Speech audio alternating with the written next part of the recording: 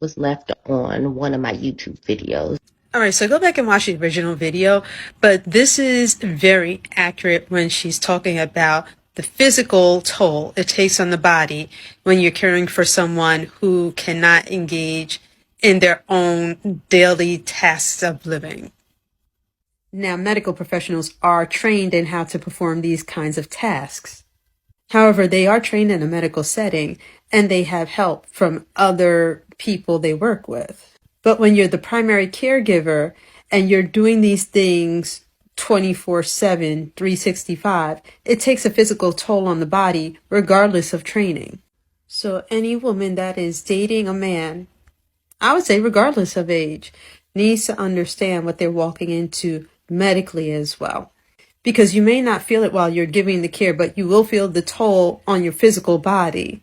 But also financially, it's extremely expensive just for the equipment it takes to care for somebody appropriately that needs this kind of care. You need somebody at a minimum to come in and perform supplemental care. And I'll tell you right now, that's not cheap. If the person has incontinence issues, I'll tell you those diapers are also not cheap. If you don't want to mess up the mattress of a bed, then you need incontinence pads layered up. Those aren't cheap. Hospital bed, wheelchair, Hoyer lift if necessary. Unless you're dealing with somebody that has that as part of their medical benefits, those things cost too.